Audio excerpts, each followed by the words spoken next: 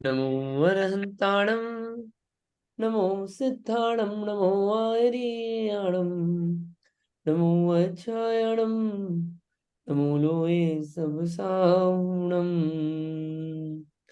मोक्षमार्गस्य नेतारं वेत्तारं कर्मभूव्रतां ज्ञातारं विश्वतत्त्वानां वन्दे तद्गुणलब्धे वंदे तद्गुण लब्धे। ये हमारा ग्रंथ है मोक्ष शास्त्र, जिसमें हम समझ रहे थे कि जीव कहाँ कहाँ पे कैसे पाए जाते हैं। ये मध्य लोक में भी जम्बू द्वीप है, जम्बू द्वीप में कैसे जीव हैं, ढाई द्वीप में कैसे जीव हैं, और ये जो जगह बनी हुई है वहां पे कैसे हालात रहते हैं, कैसी व्यवस्थाएं हैं, वो देखी अपन ने। उसमें से अपन ने पहले भरत क्षेत्र और इरावत क्षेत्र में समझा था कि इन क्षेत्रों में काल का परिवर्तन होता है। 6 काल होते हैं, जिसमें से शुरू के 3 तो होते हैं भोग भूमि के, और अंतिम 3 होते हैं कर्म भूमि वाले काल होते हैं। तो भोग भूमि संबंधी अपनी कल काफी कुछ बातें हुई थी। कर्म भूमि की अपन आज समझ लेते हैं कि वहां पे कर्म भूमि का कैसे चलता है। यहाँ पे लिखा है ना कर्म भूमि का। तो ये काल होता है दुष्मा सुषमा दुष्मा दुष्मा दुष्मा। तो इसमें कर्म भूमि में ही मोक्ष जा सकते हैं, भोग भूमि में मोक्ष जाने की व्यवस्था नहीं है। जितना भी मोक्ष है वो कर्म भूमि में ही जाया जा सकता है। तीर्थंकर जो होते हैं वो कर्म भूमि के काल में ही होते हैं, यानी चौथे काल में। भोग भूमि से कर्म भूमि में ट्रांसफॉर्मेशन हुआ, तो कैसे होता है वो ट्रांसफॉर्मेशन कर्म भोग भूमि से कर्म भूमि में। ये जो जितने भी ये रहते हैं क्या, कल्प वृक्ष, ये कल्प वृक्ष धीरे धीरे खत्म होने लगते हैं। लोगों में भय पैदा होता है कि अरे पहले तो हमको भोजन पेड़ से मिलता था, अब क्या करें। अब चीजें कम होने लग गई तो लोग लड़ने भी लगते हैं। पशु जो खूंखार नहीं थे वो खूंखार होने लगते हैं, लोगों को खाने लगते हैं। और चंद्रमा सूर्य दिखने लगता है। पहले तो कल्प वृक्ष से वो आती थी, तो लोग डरने लगते हैं कि अब क्या करें। पहले बच्चे का मुंह ही नहीं देखते थे और मर जाते थे। अब बच्चे देखने लगे तो समझ में ही नहीं आता था लालन पालन कैसे करें। बच्चा रोने लगे तो क्या करें। तो ये सब चीजें चेंजेस होने लगते हैं। तो इसके लिए कुलकर होते हैं। कुलकर, कुलकर वो होते हैं जो कि कुल को कैसे चलाना वो बातें बताते हैं, लोगों को भय रहित करते हैं, निर्भय करते हैं। कुलकर ऐसे 14 कुलकर होते हैं। अंतिम कुलकर राजा नाभिराय थे, जो कि आदिनाथ भगवान के पिताजी थे। भगवान के क्या पिताजी, युवराज आदिनाथ के पिताजी थे। बोलने में आता है ऐसा, लेकिन जन्म से कोई भगवान नहीं होता है। तो ये उनको ज्ञान देते हैं। अब किन किन कुलकर ने कैसा कैसा ज्ञान दिया वो आगे आएगा इन स्लाइड्स में ही, उसको देखेंगे अपन। अभी इन बातों को बस दर्शा रहे हैं। और जो तीर्थंकर होते हैं वो चौथे काल से होते हैं। इस काल में अपवाद है कि तीर्थंकर तीसरे काल में ही मोक्ष चले गए। आदिनाथ भगवान तीसरे काल में हुए और तीसरे काल में ही मोक्ष चले गए। तीसरे काल में वैसे मोक्ष नहीं जाते हैं। ये हुंडा वत्सर पीढ़ी काल है। अवसर पीढ़ी में भी हुंडा अवसर पीढ़ी, जिसमें क्या है, ऐसे ऐसे काम होते हैं जो कि होने नहीं चाहिए। जैसे कि तीर्थंकर के पुत्रियों का होना, वो ऐसा होता नहीं है इन जनरल, लेकिन हुई। तीर्थंकरों पे उपसर्ग होना, ऐसा होता नहीं है इन जनरल, महापुण्यशाली जीव होते हैं, उपसर्ग हुए।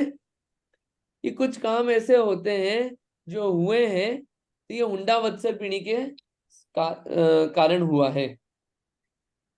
जो 63 शलाका पुरुष होते हैं, 24 तीर्थंकर, 12 चक्रवर्ती, और 9 बलभद्र, 9 नारायण, 9 प्रतिनारायण, ये जितने भी होते हैं ये सब कब होते हैं, चौथे काल में होते हैं। मोक्ष जाते हैं सारे। बलभद्र जो है मोक्ष नहीं जाते। बलभद्र कौन, जैसे रामचंद्र जी थे एग्जाम्पल, वो बलभद्र, ठीक है। और बलभद्र का जो भाई रहता है वो नारायण रहता है, और नारायण प्रति नारायण को मारता है और जीत लेता है। रावण जो थे वो प्रति नारायण थे। तो ये लक्ष्मण जी ने रावण को मारा और क्या हुआ, पूरा राज्य जीत लिया। और नारायण और प्रतिनारायण नियम से नरक में जाते हैं। बलभद्र का कोई नियम नहीं है कि मोक्ष जाएंगे ही उसी भाव से, नरक नहीं जाएंगे बलभद्र। चक्रवर्ती अगर अपना कार्य कर ले तो क्या है, मोक्ष स्वर्ग चले जाए, और नहीं करे तो नरक भी चले जाए। चक्रवर्ती चक्रवर्ती का भी नियम नहीं है कि मोक्ष जाएगा ही उसी भाव से। ये ऐसी व्यवस्था बैठती है। तीर्थंकर के जो माता पिता होते हैं वो भी मोक्ष जाते हैं, वो भी उस भाव से, जो पिता होते हैं उस भाव से या अगले भाव से, और माता जो होती है वो एक आध भाव छोड़ के मोक्ष जाती है, ऐसा नियम है। चौथे काल में आदिनाथ भगवान हुए।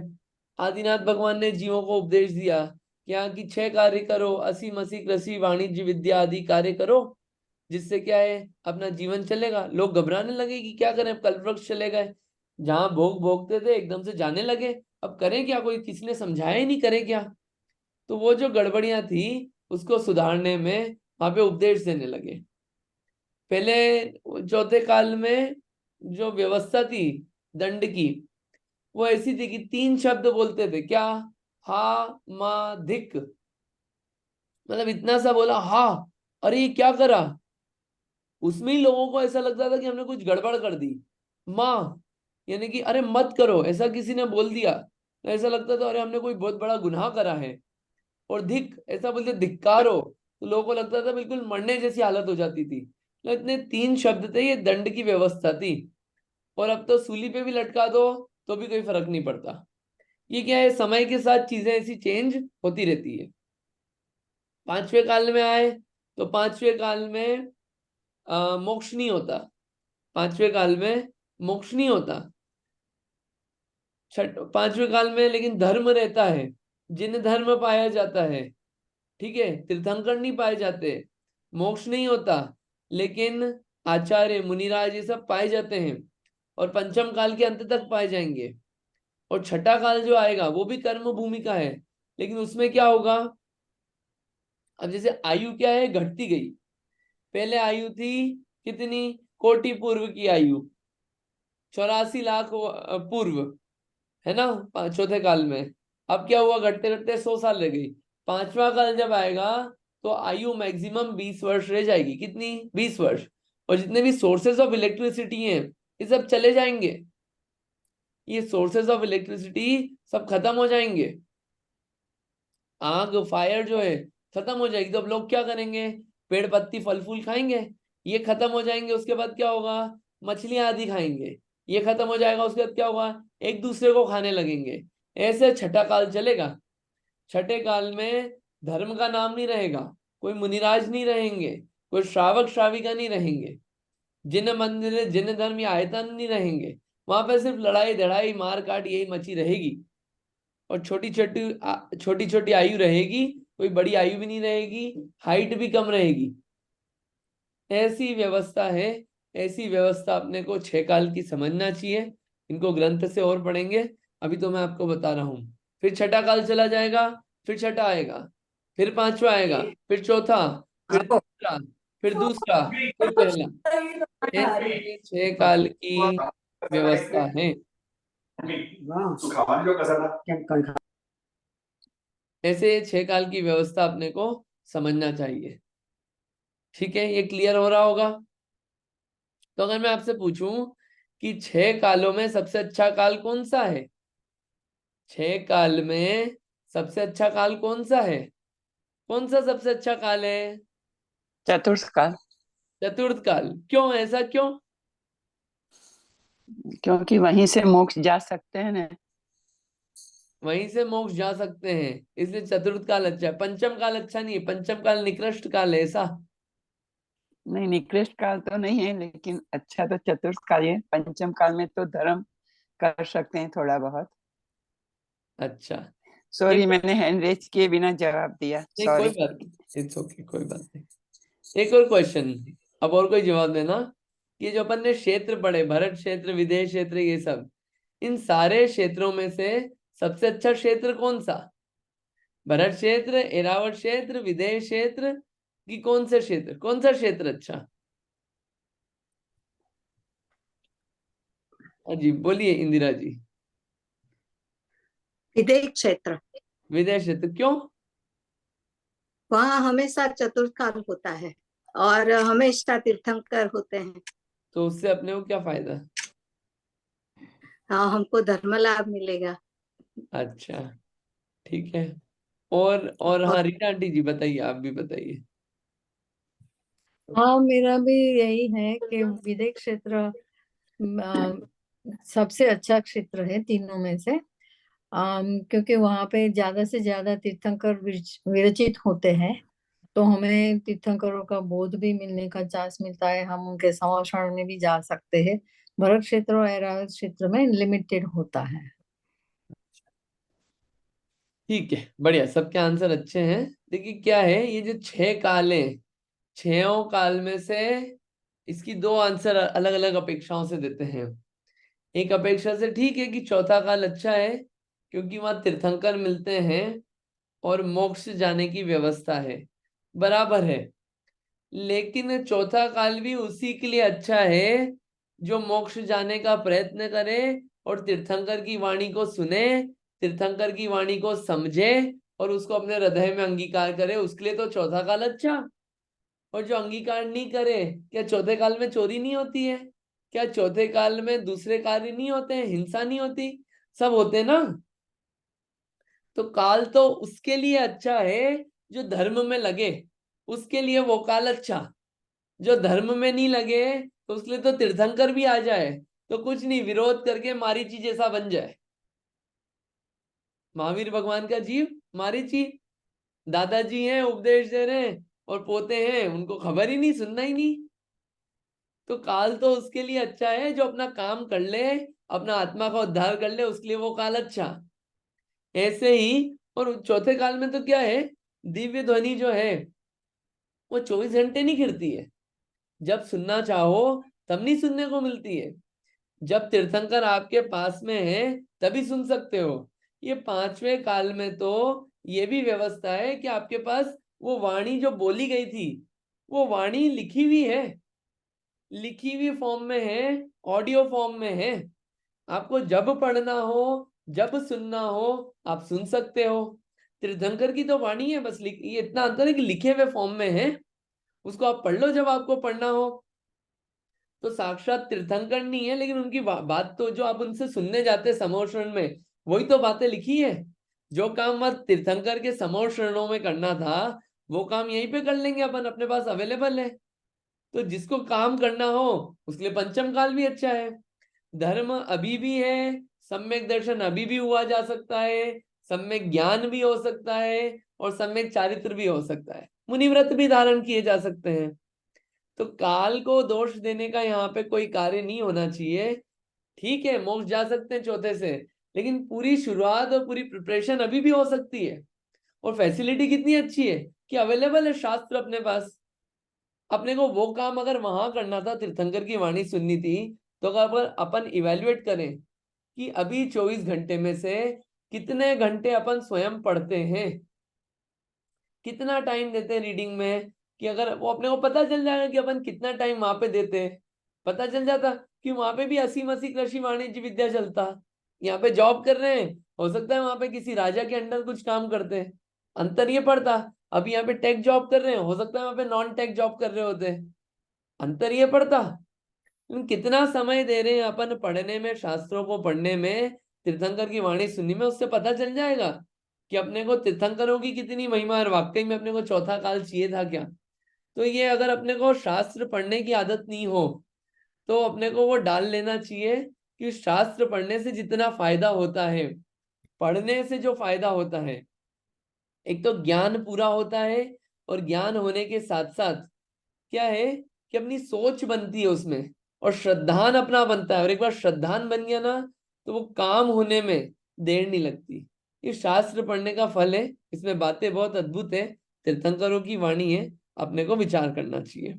ठीक है, तो पंचम काल में भी सारे कार्य हो सकते हैं। वहां पे चौथे काल में कोई रिकॉर्डेड ऑडियो टेप्स वगैरह नहीं थी, वहां पे कोई ऐसे शास्त्र लिखे हुए नहीं थे बहुत सारे। पंचम काल में बहुत व्यवस्था है, बहुत फैसिलिटी है, जब चाहो तब मिल जाता है। तो इसका उपयोग करना चाहिए, मिला है उपयोग कर लेंगे तो बहुत अच्छा है, नहीं तो फिर कब कहाँ मिलेगा वो बहुत सोचने वाली बात है। छठा काल, छठा काल तो निकृष्ट काल है ही। जितना अभी अच्छा शासन मिल रहा है, जितनी अच्छी सुविधाएं हैं, व्यवस्थाएं हैं, ये कुछ नहीं मिलने वाला। धर्म शास्त्र गुरु ये कुछ नहीं मिलने वाले। जिन धर्म जिनागम ये कुछ नहीं मिलने वाला छठे काल में। और जो पांचवें काल में छठे काल जैसे रहते हैं, जिनको मिलते हुए भी जो उसका सदुपयोग नहीं करते हैं, मंदिर जाने की फुर्सत नहीं, कि मंदिर दूर है, मंदिर दूर है इसलिए फुर्सत नहीं है। और कोई ऑफिस जो हो, वो ऑफिस पास, ऑफिस दूर हो तो ऑफिस तो रोज चले जाएंगे, क्यों? क्योंकि वहां तो पैसे मिल रहे ना, यहाँ मंदिर जाके तो क्या पैसे देने पड़ते हैं। तो अपने को अभी तक समझा नहीं अपन ने स्वरूप कि भगवान के दर्शन से लाभ क्या है। ये बात अपने को अभी श्रद्धान में नहीं आई है। तो अगर पांचवें काल में रह के भी अपन छठे काल जैसे रह रहे हैं कि जिन मंदिर नहीं जाए, स्वाध्याय नहीं करें, आदि ये सब कार्य नहीं हो अपने, तो फिर छठे काल जैसा ही है जीवन अपना। तो ये अपने को विचार करना चाहिए कि कौन से काल से अपने को कितना अपना कार्य निकालना है, क्योंकि ये आयु तो चली जाएगी अपनी व्यवस्थाएं जुटाने में, और जॉब करने में, और दुनिया भर के सारे काम करने में। काम करने की मना नहीं है, लेकिन साथ में इस जिसके लिए ये टाइम मिला है आत्मा के लिए, उसका भी तो कुछ उद्धार हो, कुछ तो उसको फायदा हो। और बाहरी फैसिलिटीज जिस कारण मिली है, वो पुण्य, वो धर्म, उसके लिए भी तो कुछ समय दिया जाए। कि इस बार सब यूज कर लिया तो अगली बार के लिए क्या बचेगा। ये सब अपने को विचार करना चाहिए। ये विचार करके निर्णय लेना चाहिए कि अब आगे क्या है, आगे की क्या व्यवस्था बनानी है। ये सब विचारणीय है। ठीक है, अब अपन देखते हैं कि ये तो भरत एरावत क्षेत्र की बात बता दी, लेकिन भरत एरावत क्षेत्र के अलावा भी तो और भी क्षेत्र हैं। उन क्षेत्रों में क्या व्यवस्था है? 60 क्षेत्र थे, तो बाकी क्षेत्रों में क्या व्यवस्था है? तो सूत्र है ताभ्याम अपरा भूमयो वस्थिता। क्या सूत्र है? ताभ्याम परा भूमयो वस्थिता, ताभ्याम अपरा भूमयो अवस्थिता। अवस्थिता यानी कि अवस्थित रहना, वैसा का वैसा रहना। किसका? भूमयो, भूमियों का। कौन सी भूमियों का? ताभ्याम अपरा, उनके अपरा। अपरा यानी कि उनके सिवा। किनके सिवा? जिनकी बात ऊपर आ गई, भरत एरावत क्षेत्र के सिवा जो बची हुई भूमियां हैं वो कैसी रहती है? अवस्थित, सेम। वहां पे ऐसे काल का परिवर्तन नहीं होता है, पहला दूसरा तीसरा चौथा पांचवा छठा, ऐसे काल का कोई परिवर्तन नहीं पाया जाता है। कौन से काल में कैसा कैसा होता है, कहाँ कहाँ पे, ये अपन समझते हैं। पहला वाला छोड़ते हैं अभी, देवकुरु उत्तर कुरु। पहले हरि, हेमवत, हिरण, हरि और रम्यक। ये देखिए फोटो दिखाते हैं। जैसा हरि क्षेत्र में है वैसा का वैसा कहाँ पे होगा? रम्यक क्षेत्र में। यह हरि है ना नीचे, निषद के नीचे हरि। रम्यक यहाँ पे है ना नील के ऊपर, विदेश क्षेत्र के ऊपर रम्यक दिख रहा है। जैसा हरि क्षेत्र में है वैसा रम्यक क्षेत्र में काल होगा। जैसा हिरण्यवत में है वैसा हेमवत क्षेत्र में काल होगा। तो हरि क्षेत्र में कैसा काल होता है? दूसरा काल जैसा रहता है हमेशा, यानी कि मध्यम भोग भूमि। हेमवत और हिरण्यवत में कैसा रहता है? हमेशा तीसरा काल, जगन्य भोग भूमि। ये भोग भूमि की भी क्वालिटी है, जिसमें क्या होता है? आयु, खाने पीने की व्यवस्था, सुख की, भोग की व्यवस्था कम होती जाती है। ठीक है, तो दूसरे तीसरे काल जैसा रहता है। विदेह क्षेत्र में चौथे काल जैसी व्यवस्था रहती है। ठीक है, कैसी? चौथे काल जैसी। ठीक, और अपन ने भरत एरावत में तो समझ ही लिया। अब ये एक ऊपर नाम आया था देवकुरु उत्तर कुरु। ये देवकुरु उत्तर कुरु क्या है? विदेश क्षेत्र में आप देख रहे हैं बीच में पिंक कलर का, देवकुरु उत्तर कुरु। यहाँ पे क्या होती है? ये भोग भूमि होती है। यहाँ पे पहले काल जैसा होता है, ये उत्तम भोग भूमि होती है। अब एक है कुभोग भूमि या अंतर्द्वीपज। ये आगे दिखाएंगे कि को भोग भूमि और अंतर्द्वीपज कहाँ है। ये कुभोग भूमि और अंतर्द्वीपज ये जो समुद्र है ना, लवण समुद्र, कालोदधी समुद्र, यहाँ पे कुभोग भूमियां पाई जाती है। वहां पे तीसरे काल जैसा समय होता है। कैसा? तीसरे काल जैसा। भोग भूमि नहीं होती है, कुभोग भूमि होती है। कैसा होता है वहां का, आगे के सूत्रों में आएगा। और ये जो अपना मानुषोत्तर पर्वत है, मानुषोत्तर पर्वत से लेके स्वयं प्रभ पर्वत तक, क्या है, 2.5 द्वीप में तो ऐसी व्यवस्था चलती है काल की, ठीक है। जैसा भरत, एरावत, हरि, विधेय, रम्य कैसा क्षेत्र है, वैसी व्यवस्था चलती है। लेकिन 2.5 द्वीप के बाहर, 2.5 द्वीप यानी कि जम्बू द्वीप, धात्कीकर्ण द्वीप, पुष्करार द्वीप, इसके आगे जो व्यवस्था है मानुषोत्तर पर्वत से लेके स्वयं प्रभ पर्वत, ऐसे असंख्यात द्वीप समुद्र है, वहां पे भोग भूमि रहती है। कौन सी? तीसरे काल जैसा काल चलता है। और अंतिम का जो स्वयंभू रमण द्वीप है और स्वयंभू रमण समुद्र है, वहां पे कैसा होता है? 5वें काल जैसी व्यवस्था चलती है। अब लेकिन कौन पाया जाता है? मनुष्य नहीं पाए जाते, सिर्फ वहां पे त्रियंश है, स्वयंभू रमण द्वीप और स्वयंभू रमण समुद्र। और ये जो 4 कोने हैं ना, ये तो गोल है। यहाँ पे क्या है? एक सेकेंड।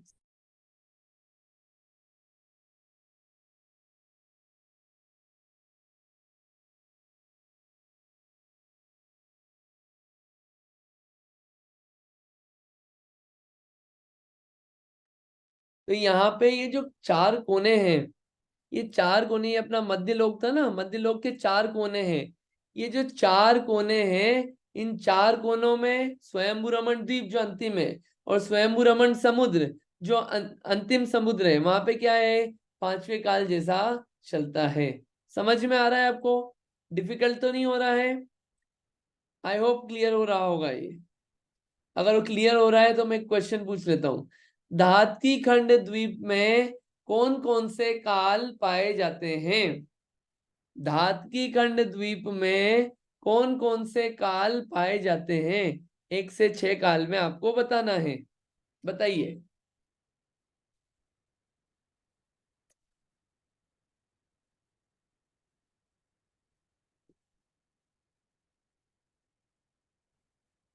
आवाज आ रही है मेरी?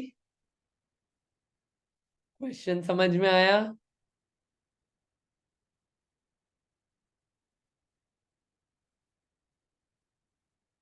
नहीं, किसी को समझ क्लियर नहीं हुआ क्या? टफ था, डिफिकल्ट था क्या?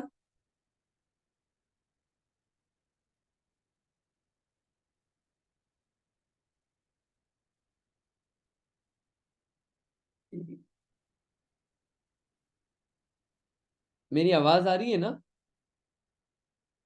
हाँ, आवाज आ रही है। आवाज आ रही है, ठीक है, चलो ये अच्छा हुआ, आवाज आ रही है, बढ़िया है। क्वेश्चन क्लियर है? क्वेश्चन मेरा बस ये है, आसान सा, 6 काल बताए, बता दिया कहाँ कहाँ पे कौन से काल होते हैं। तो जम्बू द्वीप का तो समझा दिया। ये धात्की खंड द्वीप जो है, यहाँ पे 6 काल में से कौन कौन से काल पाए जाते हैं? आसान सा सवाल है, कोई बहुत डिफिकल्ट तो नहीं है।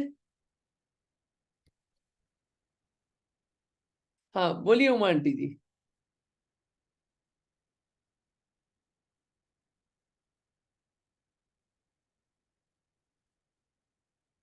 आप म्यूट पे है इसलिए आवाज नहीं आएगी आपकी। मैं प्रयास करती हूँ, कितना सही है मालूम नहीं।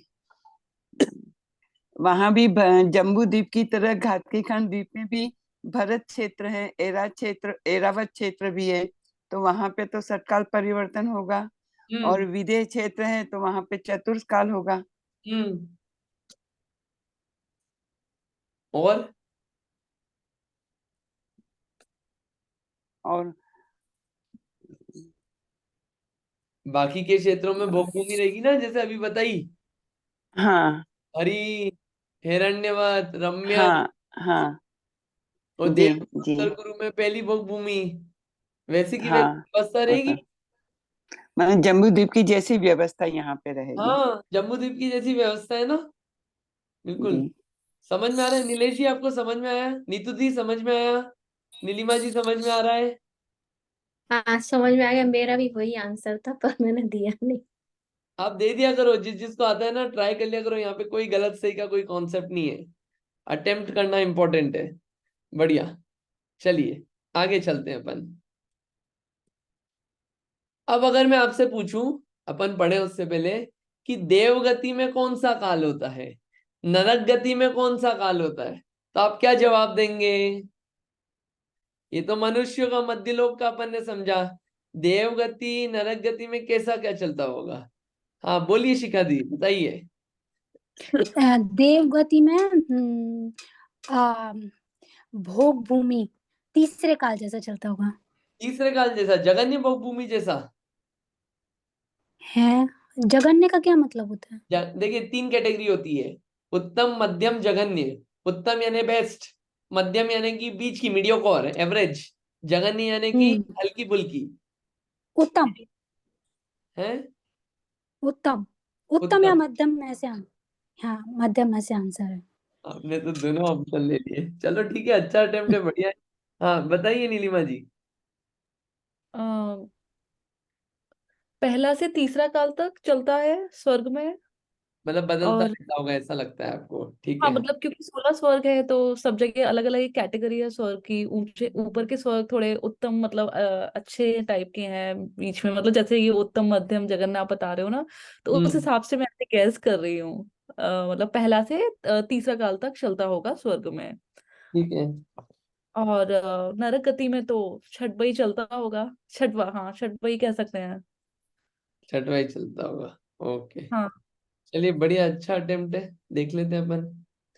देवगति जो है, वहां पे जो पहली जो उत्तम भोग भूमि है, वैसा ही काम चलता है देवगति में, कोई चेंज नहीं होता है। सब जगह उत्तम भोग भूमि जैसी व्यवस्था है देवगति में, बल्कि और उससे भी बेटर। ये तो कंपैरिजन के लिए बता रहे हैं सिर्फ। नरक गति में छठे काल तुल्य होता है, तुल्य, लेकिन उससे भी निकृष्ट रहता है नरक गति में। और बचा हुआ कौन सा, भरत एरावत क्षेत्र के जो मलेच्छ खंड है, मलेच्छ खंड और विद्याधर जहां पे रहते हैं, वहां पे क्या होता है, चौथे काल जैसी व्यवस्था होती है। कैसी? चौथे काल जैसी व्यवस्था होती है, कि चौथा काल स्टार्ट हुआ एंड हुआ, चौथा काल स्टार्ट हुआ एंड हुआ, ऐसा मलेच्छ खंड। और कहाँ पे? विद्याधरों की श्रेणियों में होता है, जहाँ पे विद्याधर लोग रहते हैं ना, विजयार्थ पर्वत वगैरह पे, वहां पे ऐसी व्यवस्था रहती है। ऐसा अपने को समझ लेना चाहिए। ये आप ध्यान रखना, स्वयंभू रमन द्वीप समुद्र में कौन सा, पंचम काल। और मानसोत्तर पर्वत से आगे स्वयं पर्वत तक तीसरा काल। ये थोड़ी बातें ध्यान रखना कि इसकी आगे रेफरेंस आएगा, ठीक। हाँ बोलिए उमा आंटी जी। वहां पे कौन से गति के जीव रहते हैं? कहाँ पे? मानुसोत्तर पर्वत के बाद में। हाँ ये सब बातें अभी आगे सूत्र में आने वाली है। कहीं पे तो तिर्यंश रहते हैं, कहीं पे सारे तिर्यंश, कहीं पे पंचेंद्रिय, कहीं पे 2 से 4 इंद्री। ये सब बातें अपन अभी आगे करेंगे, ये सब बातें आने वाली है अभी आगे। ओके ठीक है। हाँ अब आगे देखते हैं कि आयु कितनी होती है इन सब क्षेत्रों में, मैक्सिमम मिनिमम मनुष्यों की। ये सब बातें बता रहे हैं। आसान सूत्र है, इसको पढ़ते हैं।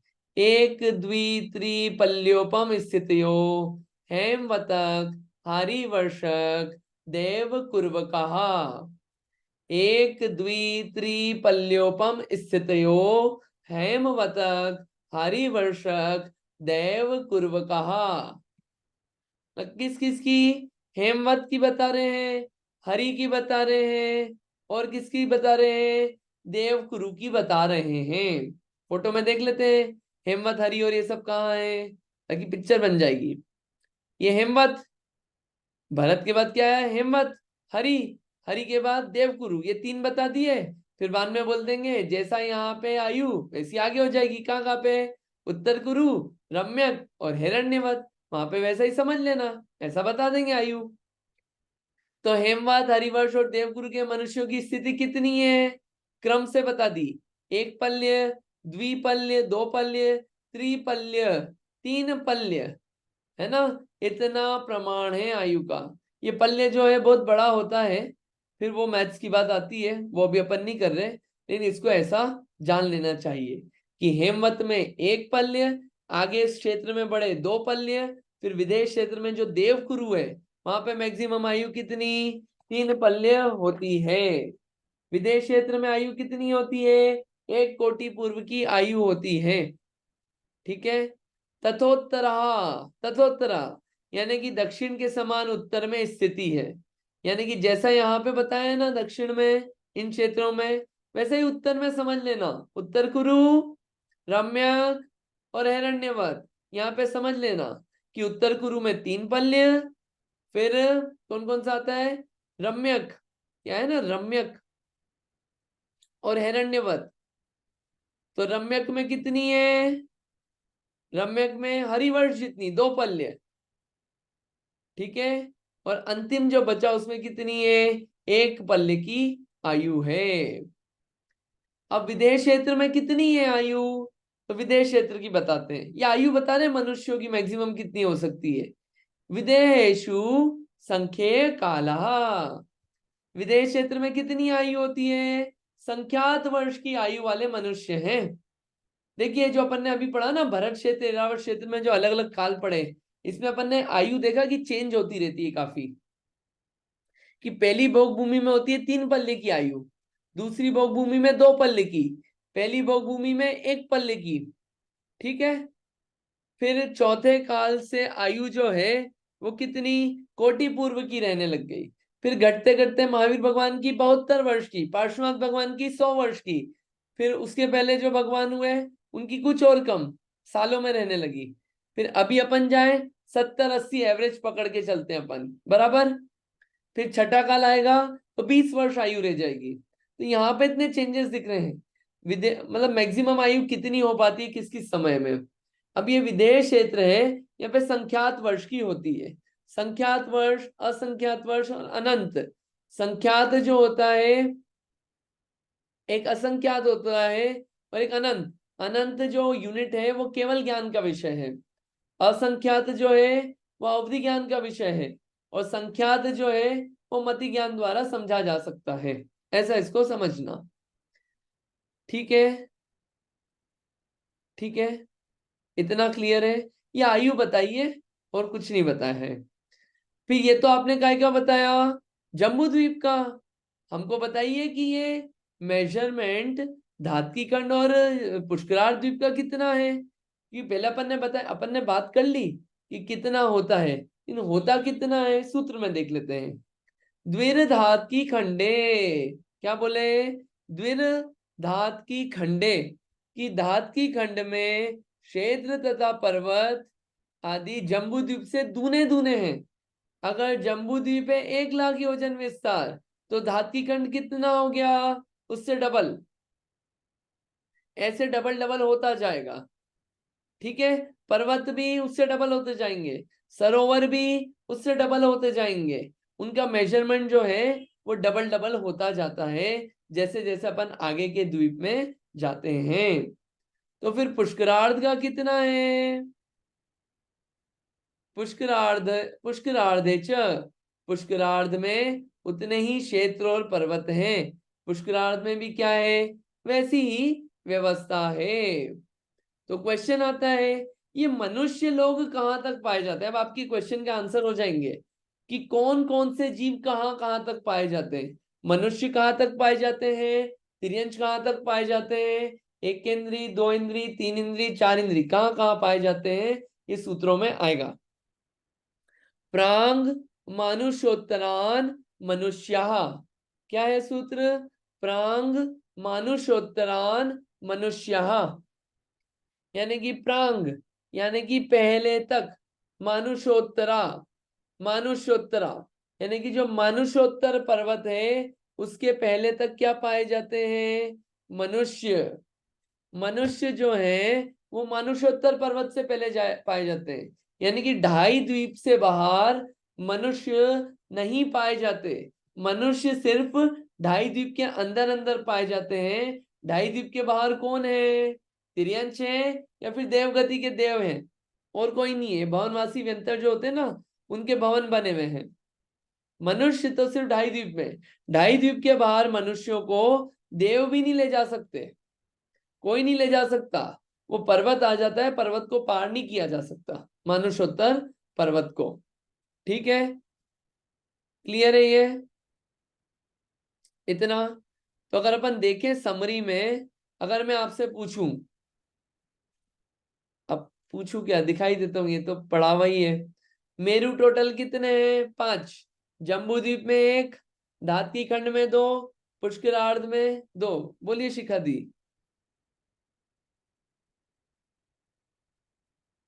कोई क्वेश्चन? मेरा क्वेश्चन थोड़ा सा ऑफ टॉपिक हो सकता है, बताइए। लेकिन एकदम जैसे ऐसा हो सकता है क्या, जैसे आ, बुरे कर्म किए तो नरक गए, ठीक है, लेकिन कोई विदेश क्षेत्र में पैदा हो जाए,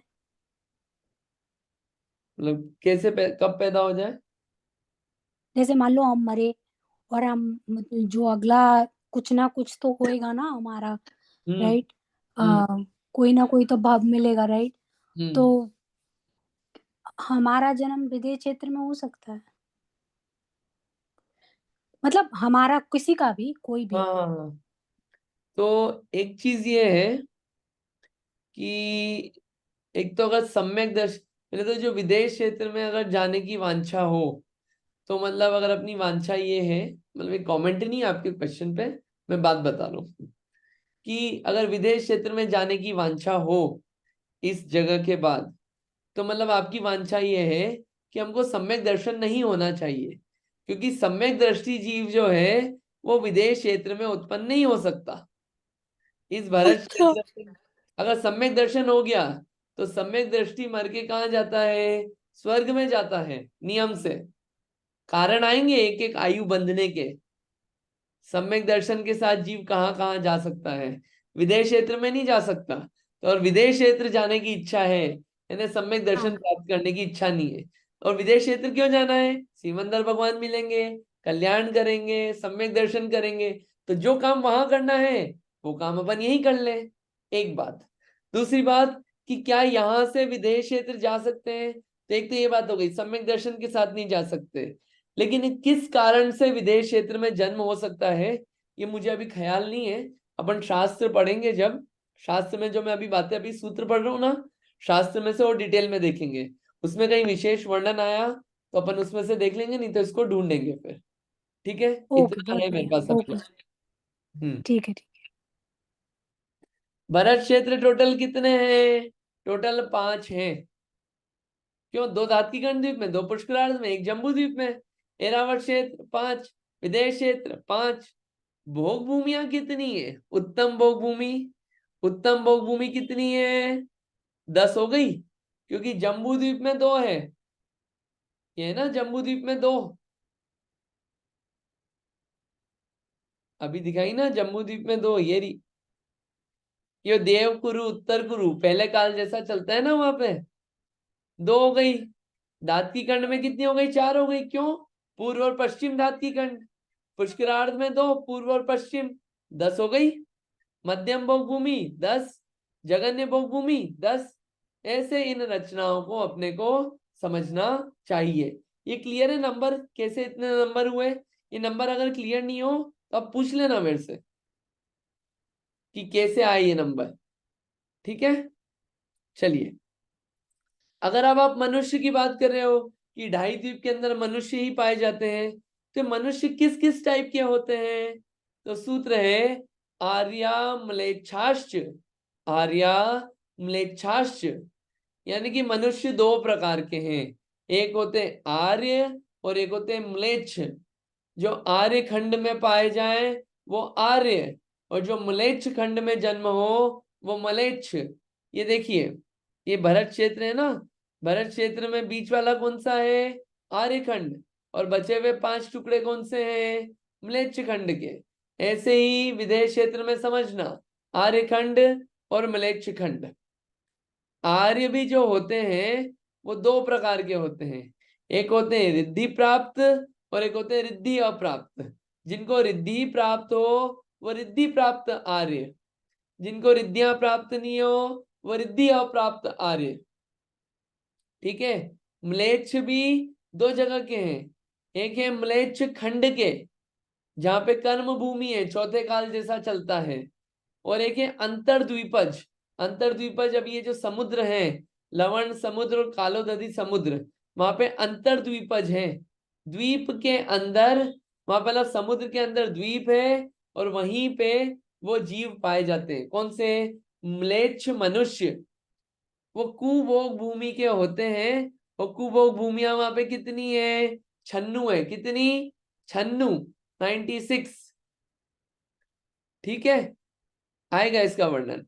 आर्य के बारे में वो डेफिनेशन जो शास्त्र में मिलती है, इसको अपन पढ़ लेते हैं। पढ़िए, आप पढ़िए, कोई पढ़िए आप भी, कि आर्य, आर्य किसे कहते हैं।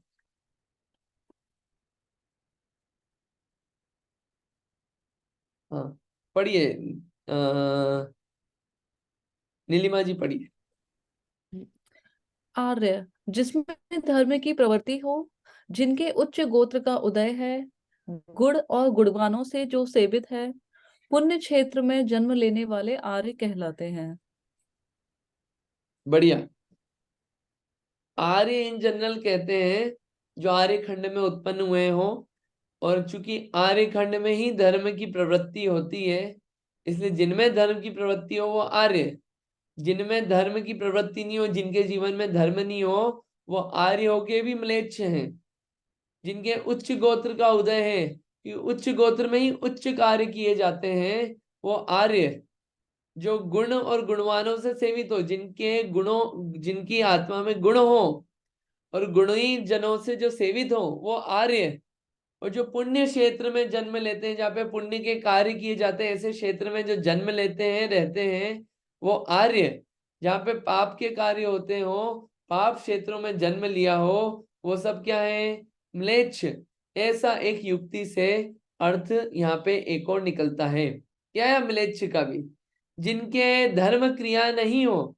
म्लेच्छों को धर्म क्रिया नहीं होती है, तो जो आर्य होके भी म्लेच्छ हैं, धर्म क्रिया नहीं है, तो जीवन म्लेच्छ जैसा ही है।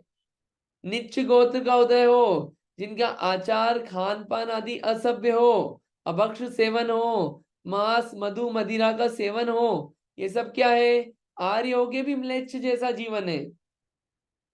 पाप क्षेत्र में जन्म लिया हो, जहाँ पे पुण्य की प्रवृत्ति नहीं पाई जाती है, पुण्य कार्य के साधन नहीं हो, वो सब क्या है? म्लेच्छ जीव हैं। ये अपन ने आर्य और म्लेच्छ जो है यहाँ पे ये देखा, आर्य और म्लेच्छ किसे कहते हैं। अब इसमें कर्म भूमिज और क्या है? अंतर्द्वीपज।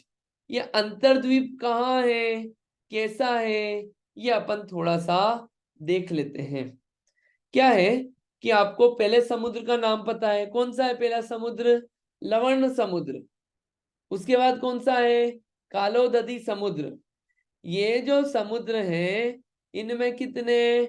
48 48 अंतर्द्वीप हैं। कितने? 48 48 अंतर्द्वीप हैं।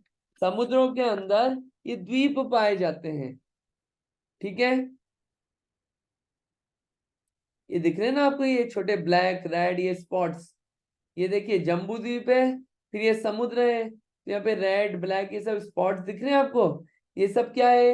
अंतर्द्वीप, समुद्र के अंदर। ऐसे ही ये कालोदधी समुद्र में, ये क्या है? अंतर्द्वीप। ये सब क्या कहलाती है? ये सब कुभोग भूमियां हैं। क्या है ये सब? ये सब कुभोग भूमियां हैं। ये डायरेक्शन देखिए आप, किन किन डायरेक्शन में है। ये अलग अलग डायरेक्शन में अलग अलग ऐसे फैली हुई है। टोटल कितनी है? 96। 48 48 दोनों जगह है, टोटल मिला के 96 है ये कुभोग भूमियां। इन कुभोग भूमियों में मनुष्य पाए जाते हैं, जिनको बोलते हैं कुभोग भूमि मनुष्य। अब भोग भूमि तो आपने बता दिया, वहां पे अच्छा अच्छा जीवन है। कुभोग भूमि में कैसा है? एक तरफ भोग भूमि है, और भोग भूमि में भी कैसा है? कुभोग भूमि है। तो कुभोग भूमि क्या होता है? कुभोग भूमि के जो मनुष्य होते हैं, बड़े विचित्र बने हुए होते हैं। कैसे होते हैं? कि है तो मनुष्य गति के, लेकिन चेहरा कैसा? उल्लू जैसा, खरगोश जैसा, घोड़े जैसा, बिल्ली जैसा, ऊंट जैसा, शेर जैसा, ऐसा चेहरा है। पूंछ निकली हुई है, इतना बड़ा कान है कि उस कान को बिछा के ही सो जाए और उस कान को ही ओढ़ ले। ऐसे चित्र विचित्र मनुष्य बने हुए होते हैं, कोई सुंदर नहीं बने हुए होते हैं। और यहाँ पे क्या है, आपको पहले बताया था मैंने कि याद रखना, यहाँ पे कौन सी है, यहाँ पे जगन्य भोग भूमि है।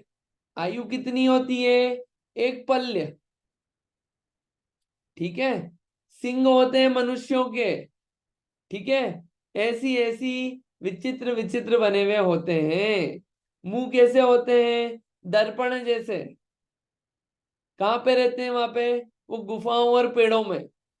और आहार किसका करते हैं, मिट्टी व फूलों का। वहां पे वैसी व्यवस्था नहीं है जो भोग भूमि की है, ये कैसी है, कुभोग भूमि की व्यवस्था है। ऐसा अपने को अंतर्द्वीप में कुभोग भूमि का समझ लेना चाहिए। हाँ जी, बोलिए, अब बहुत सारे क्वेश्चन उठे होंगे, बताइए।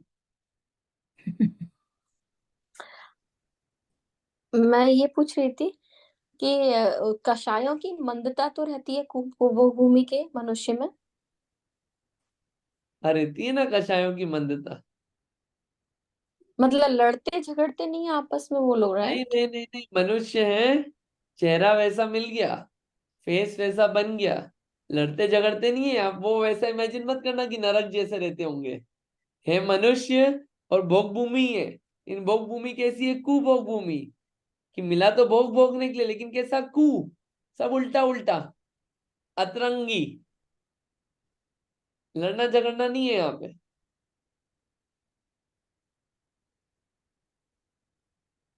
ओके। ठीक है, थोड़ा अजीब लगता है ये देखने में कि अरे ऐसे होते हैं, और ऐसे अपन बने कई बार, ऐसी ऐसी स्थितियां हो जाती है बनने की। ये जीव जो है, ये ऐसा नहीं हमेशा मनुष्य ही रहेगा या मनुष्य ही था। कुभोग भूमि में भी गया, बहुत आइलैंड और द्वीप में जाके रहना है, ऐसे आइलैंडों में भी जाके रहा। ऐसे ऐसा हेलोइन में बनाना है चेहरा, ऐसा हेलोइन भी बना है अपना। अभी तो खरीदना पड़ता है जाके, ये तो नेचुरली ऐसा बना है हेलोइन जैसा। ऐसे ऐसे अलग अलग ऐसे अतरंगे चीजें बनती है। हाँ जी, और कोई क्वेश्चन रीटा आंटी जी आपका। हाँ, जय जिनेन। मेरा क्वेश्चन ये है कि कुभोग भूमि के मनुष्य को कोई धर्म का उपदेश मिलता है क्या? उनका उद्धार कैसे होगा? उनका उद्धार कैसे होगा। हाँ, कुभोग भूमि से कभी निकल सकते हैं और निकल तो उनका जाएंगे, उनकी आयु वो जब घटेगी। देखिए कषाय तो मंद ही है ना, कषाय मंद है। अब उद्धार होने से आपका यहाँ पे क्या मतलब है, उस पर डिपेंड करता है। आपका उद्धार का मतलब है मोक्ष जाना, तो मोक्ष तो नहीं जा पाएंगे यहाँ से डायरेक्ट। आपका उद्धार का मतलब है कि यहाँ से निकल के वो बाहर आ जाए, तो बाहर जाएंगे, क्योंकि कषाय तो मंद है। और एक पल्ले की ले, आयु हुई, निकल जाएंगे, आयु पूरी हुई, निकल जाएंगे, उसमें कोई प्रॉब्लम ही नहीं है। लेकिन उनको उपदेश वाला देने वाला कोई नहीं होता है वहां पे। उपदेश देने वाला वहां पे कोई नहीं होगा, लेकिन अब ये देखना पड़ेगा कि वहां पे कोई जा सकता है कि नहीं, और सम्यक तो हो सकता है कि नहीं। ये व्यवस्था देखनी पड़ेगी वहां पे, वो मुझे ख्याल नहीं है, ग्रंथ में से पढ़ लेंगे अपन। ठीक है। इन उद्धार जो है, वो उद्धार तो इसलिए ये देख देख के ही लगता है कि जितना उद्धार अपन अभी जो अपने को मिला हुआ है, इसमें जितना कर सकते हैं ना, वो तो पता नहीं कब कर पाएंगे उससे ज्यादा उद्धार तो ना, इससे अच्छा तो और क्या ही मिलेगा। अब वो ढूंढने जाओ तो कहीं ना कुछ प्रॉब्लम तो रहेगी। 100% परफेक्शन तो सिर्फ सिद्ध भगवान के पास है। नहीं, वो तो है डेफिनेटली, बट प्रोग्रेसिवली कुछ वो जीव को कुछ मिल सकता है, क्या कर सकते हैं अपनी आत्मा के लिए? That's my question. हाँ हाँ, वो चीज अपन देखेंगे कि वहां पे मुनिराज जा सकते हैं कि नहीं, या जाते हैं कि नहीं, सम्यक वो होता है कि नहीं। वो मुझे एग्जैक्टली हाँ ख्याल नहीं है, इसलिए मैं बोल नहीं रहा हूँ अभी। ग्रंथ में ही अपन पढ़ेंगे हाँ, ना, जब उसमें कहीं ना कहीं आ जाएगी ये बात। ठीक है। थैंक हाँ नीलिमा जी, आपका भी कुछ क्वेश्चन है क्या। हाँ, तो ये जो स्वरूप इनको ऐसा मिलता है, मनुष्य प्लस त्रियंश वाला, तो ये किसी पाप के उदय से मिलता है क्या? जैसे आपने कहा कि हम लोग भी वहां होकर आ गए हैं, हाँ तो मतलब मुझे नहीं लगता ये लोग ऐसे स्वरूप को पाकर खुश होते होंगे। हाँ, बहुत अच्छा क्वेश्चन है आपका। एक एक पहली बात का, पुराने क्वेश्चन का एक जवाब दे दूं। सम्यक दर्शन हो सकता है यहाँ पे भी, कुभोग भूमि में सम्यक दर्शन हो सकता है। अब आते हैं अपन यहाँ पे, कैसे मिलता हुआ खुश होते हैं कि नहीं। देखिए, खुश तो क्या है, नरक गति छोड़ दीजिए, बाकी जो कीड़े होते हैं ना, कीड़े मकोड़े, ये भी अपनी पर्याय को प्राप्त करके खुश होते हैं। आपने एक कहानी सुनी होगी कि एक राजा था। एक राजे को मुनिराज ने बोला कि भैया तेरा तो मरण होने वाला है, और तू अपने ही घर में टॉयलेट जो होती है उसमें क्या बनेगा, कीड़ा। तो जैसे ही उसको ये पता चला, उसने अपनी सेठानी को बोल दिया कि मैं कल मरने वाला हूं और यहाँ पे कीड़ा बनूंगा, मेरे को नहीं बनना ऐसे टॉयलेट में कीड़ा। तू तो, मैं जैसे ही पैदा हूं मुझे मार देना, तू मार देना। तो सेठानी ने बोला ओके, जैसा आप बोलो स्वामी। वो मरे, पैदा हुए, सेठानी गई मारने के लिए, जैसे ही जाती, वो क्या है, गटर में घुस जाता। लेकिन तिर्यंच भी जो है, ये छोटे छोटे, ये भी क्या है, अपनी प्राणों की रक्षा के लिए भागते हैं। इनको जो पर्याय मिली होती है, गंदी से गंदी पर्याय, उसके लिए भी भागते हैं। ये सुअर आदि भी जो होते हैं ना सड़क पे, ये भी अपना आयु प्राण बचाने के लिए भागते हैं, जब इनको पकड़ने के लिए जाते हैं तो जिस जीव को जो पर्याय मिली होती है, उस पर्याय में ही तन्मय हो जाता है, उस पर्याय में ही अपनापन करने लगता है, उस पर्याय में ही अच्छा लगने लगता है। तो ये भी जो जीव है, इनको इसमें अपनापन लगने लगता है, अच्छा लगने लगता है, जैसा मिला है उसमें अच्छा लगने लगता है। आप अभी भी देखना, आप खुद जाके ट्राई करना। आप एक चींटी है, उसके वहां पे पानी डोलना, चींटी दौड़ जाएगी? क्या चींटी को अच्छा नहीं लग रहा अपनी पर्याय में? अच्छा लगता है, जो मिला उसमें अच्छा लगने लगता है, उसमें ऐसा लगता है कि अपना प्राण है, इसको बचाओ, जैसा मिला होता है उसमें। तो इनको ऐसी कोई भावना नहीं देती है, पहली चीज। दूसरी चीज, कैसे बनते हैं ऐसा, तो ये इसका शास्त्र में आता है, अपन पढ़ेंगे भी, लेकिन दो तीन पॉइंटर्स बता देता हूं मैं। भोग भूमि मिली है, मतलब काम तो आपने अच्छा किया है, लेकिन अच्छा काम करते करते भी क्या है, उसमें आपने दोष लगाया। जैसे कि क्या किया, कि दान दिया, दान दिया मुनिराजों को, लेकिन कैसे, अपवित्र दशाओं में, अपवित्र स्थितियों में मुनिराजों को दान दिया। काम तो अच्छा किया, कषाय तो मंद थी, लेकिन क्या किया, उल्टी अवस्थाओं में किया ना। कुभोग भूमि, भोग तो भोगने को मिलेंगे, पुण्य तो बांधा है ना, लेकिन क्या, उल्टा पुल्टा करके। ये कुभोग भूमि के कारण है, ये एक कारण। कुपात्र को दान देना, दान दिया आपने, लेकिन किसको दिया, सुपात्र को नहीं दिया, कुपात्र को दिया। तो कुपात्र को दान देना कहाँ पे है, कुभोग भूमि।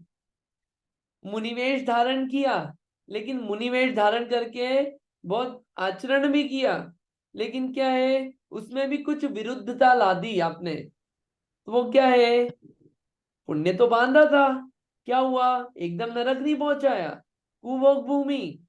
ये कुछ कारण है, शास्त्रों में ही मिलते हैं, उसको पढ़ाएंगे भी, अपन पढ़ेंगे भी उसको। ये तो मैं आपको बोल के बता रहा हूं बस अभी, ठीक है। मतलब काम अच्छे किए, लेकिन उसमें क्या, उल्टा पुल्टा करा थोड़ा बहुत, क्या हुआ, भोग भोगने को मिलेंगे, लेकिन कैसे, कुभोग भूमि के। ऐसा इसको समझ लेना चाहिए।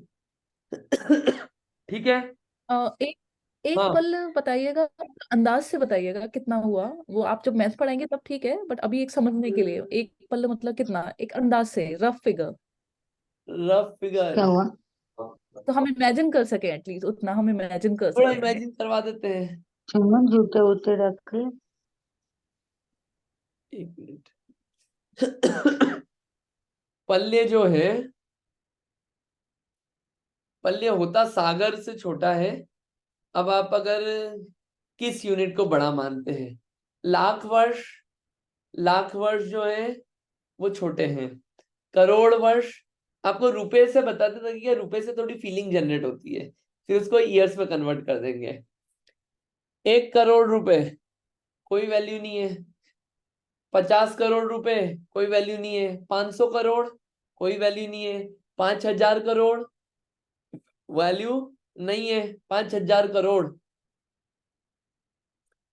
50,000 करोड़, 500 लाख करोड़, या 5,000 करोड़, या 50,000 करोड़ या 500 करोड़ करोड़, 500 करोड़ मल्टीप्लाइड बाय करोड़, ये ना बहुत सारे रुपए है ना, ये इसको अब ईयर्स में कन्वर्ट कर लीजिए। 500 multiplied by crore multiplied by crore कितना हो गया, बहुत ज्यादा हो गया ना। अब ऐसे ही इतनी बार और मल्टीप्लाई करिए इसको, 500 करोड़ को 500 करोड़ से मल्टीप्लाई करिए, फिर इसको 500 करोड़ से मल्टीप्लाई करिए, फिर इसको 500 करोड़ से मल्टीप्लाई करिए, फिर इसको 500 करोड़ से मल्टीप्लाई करिए। इतने रुपए अगर आपको मिल जाए तो आप तो बोलोगे चैन आ गया, मतलब बहुत बड़ी क्वांटिटी है ना ये। तो ये जो क्वांटिटी है ये भी एक पल्ले के सामने बहुत छोटी है, एक पल्ले के सामने ये आयु भी बहुत छोटी है। एक पल्ले में असंख्यात करोड़ वर्ष निकल जाते हैं, इतना बड़ा है। वो क्या है, पल्ले समझाने के लिए आता है।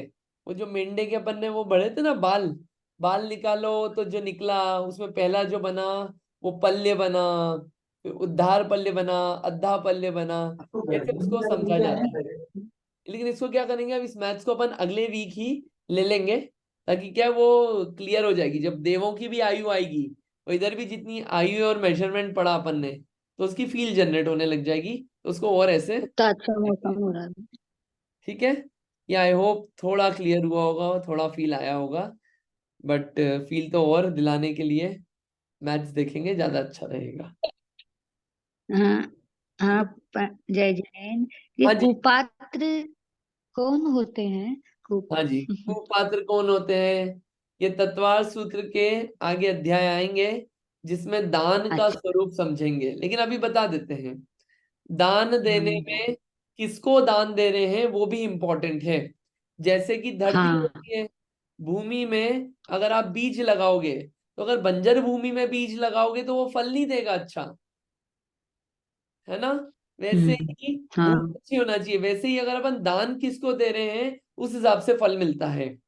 कुपात्र और हम्म। सुपात्र, सुपात्र वैसे तीन हैं, उत्तम सुपात्र उत्तम पात्र तीन है। एक है मुनिराज उत्तम पात्र, अच्छा।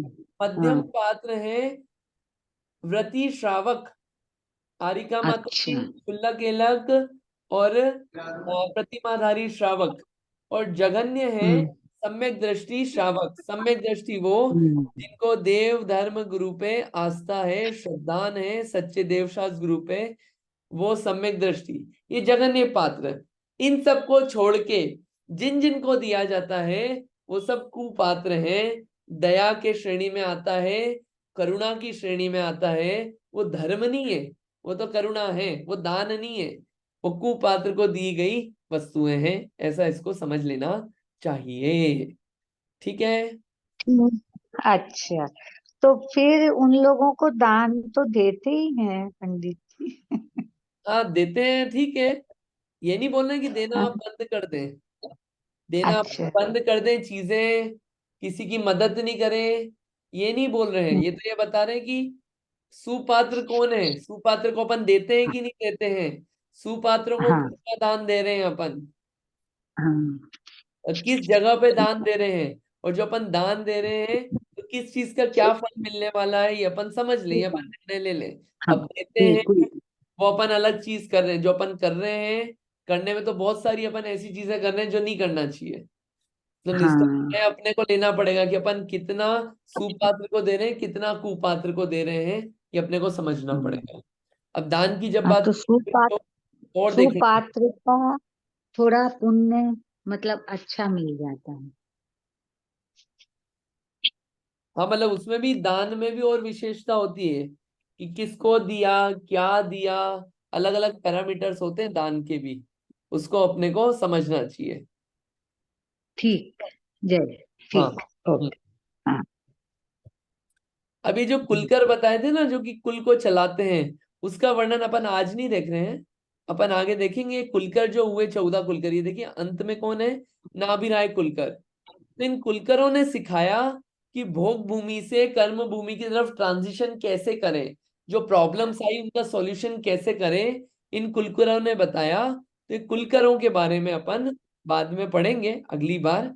और इसके बाद आगे और व्यवस्था चलेगी कि स्वयंभू रमण में कौन रहता है और बाकी के क्षेत्रों में कौन रहता है, कैसे कैसे मनुष्य हैं, कितने चैत्यालय हैं, ये सब अपन पढ़ेंगे। और ये तीसरा अध्याय कंप्लीट होगा। फिर इसके बाद ग्रंथ में और विशेष बातें आई है, उन बातों को भी अपन पढ़ेंगे। और फिर ऐसे करके अपन तीसरा अध्याय अगले वीक समाप्त होगा। ठीक है, कुछ और क्वेश्चन है क्या यहाँ पे? क्लियर है जितना पढ़ा? डिफिकल्ट तो नहीं है? ठीक है, अगर डिफिकल्ट नहीं है तो आप आंसर अटेम्प्ट करना, फिर नेक्स्ट अपन मंडे को कंटिन्यू करेंगे। ठीक है, चलिए अपन आज इतना ही रखते हैं, जिनवाणी स्तुति कर लेते हैं।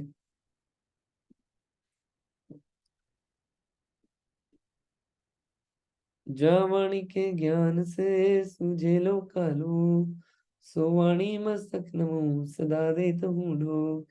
है जिनवाणी भारती तो जपो दिन दिन, जो तेरी शरण गए सो पावे सुख चैन। जिनवाणी माता की जय। 9 बार नमो।